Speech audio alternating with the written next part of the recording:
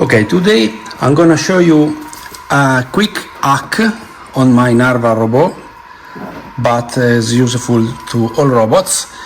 I've connected both tanks to the piping system, so we have our automatic sewage tank discharge and automatic clean water refill.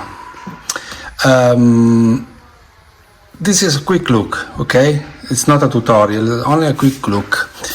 I used a pump, Gardena pump in this case. Very important that you seal the tank with some hot glue, because the robot creates a vacuum to such the water, so we need to maintain a vacuum chamber, okay? So I made a hole and fill it with hot glue. For the clean tank, this is not there's no problem at all.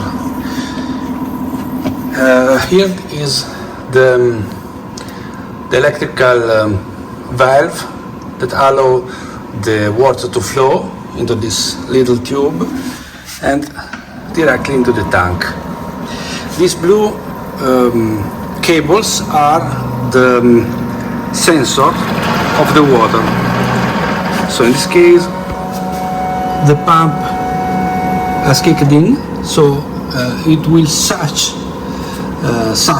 the water in this tube and directly here, okay? And in the meantime, this valve is open and the fresh water is filling the tank. Here we have, and sorry, I've paused, okay. Here is the logical modules, used to sense when the water is the tank clean water is empty, and to sense when the sewage water is near full. Okay. This is the pump running.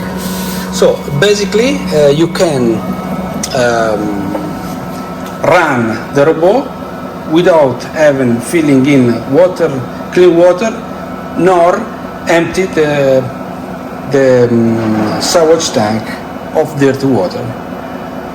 Just on the app, click start, and it's all automatic.